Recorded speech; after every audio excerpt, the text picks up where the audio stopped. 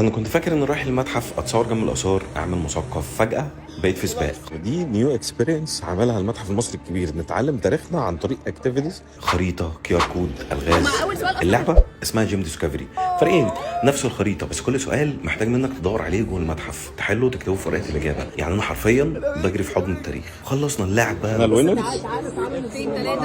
الفكره دي منافسه مش وكانت روعه، بس المفاجاه كانت في التجربه اللي بعدها وهي الميكس رياليتي. مايكروسوفت اللي عملت التجربه دي، والصوت اللي بالعربي بصوت احمد حلمي. وهنا وقفت على مراحل بنى الاهرامات، شفت كل تفصيله وهي بتتبنى قدامي، مش مجرد في ار، ده تاريخ بيتشرح وهو بيحصل قدامك. ومش هكدب عليكم، التجربه دي خلتني لاول مره احس ان جوه التاريخ مش بتفرج عليه. مش هينفع اتكلم عن التور دي من غير مريم، اللي بتخلي التور تبقى حكايه مش مجرد شرح. أنت المعبد وفيك يسكن الإله، ابقى حيث الموسيقى فالأشرار لا يغنون.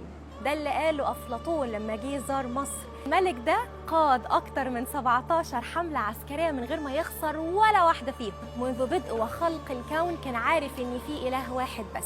يا قلبي الذي وهبتني إياه أمي، يا قلبي الذي تحملني في كل أحوالي، لا تشهد ضدي في الميزان ولا تعارضني في المحكمة، فأنت قريني الذي في جسدي، الذي يحميني ويقي كل أعضائي.